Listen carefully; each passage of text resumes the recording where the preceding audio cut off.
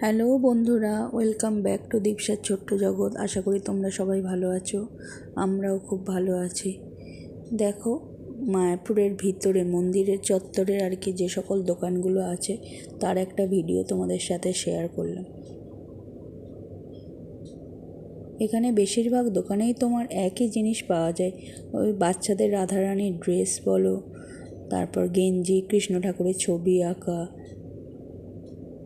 বিভিন্ন রকমের ফটো, কৃষ্ণ ঠাকুর রাধিকার ছবি দেওয়া বিভিন্ন রকমের ফটো।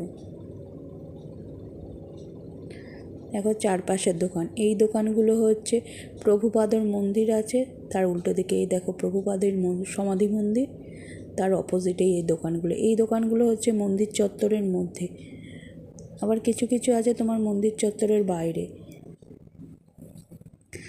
মোটামুটি যা দেখেছি মন্দির চত্বরের মধ্যের দোকানগুলোতে অত বার্গেনিং করা যায় না, তবে মন্দির চত্বরের বাইরে যেসব দোকানগুলো তোমরা আর কি একই জিনিস পাবে, ওখানে তুমি কম বেশি বার্গেনিং করতে পারবে এবং জিনিসের দাম কমায়ও।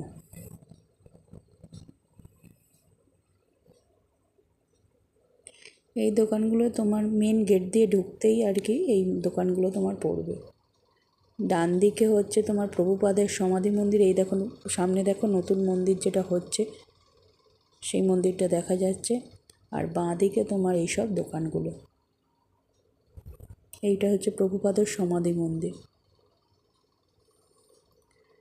সামনে নতুন মন্দির হচ্ছে আর এই রাস্তার এই পাশে তোমার সব দোকানগুলো পরপর। এখানে কম বেশি তোমার দোকানে তুমি বাচ্চাদের বা রাধিকার ড্রেসগুলো খুব ভালো পাওয়া যায়। এখানে রাধিকা বলো, গোপিনী বলো, যা বলো, সেই ড্রেসগুলো খুব সুন্দর সুন্দর পাওয়া যায়। এইগুলো দেখো বিভিন্ন ধরনের পারফিউম,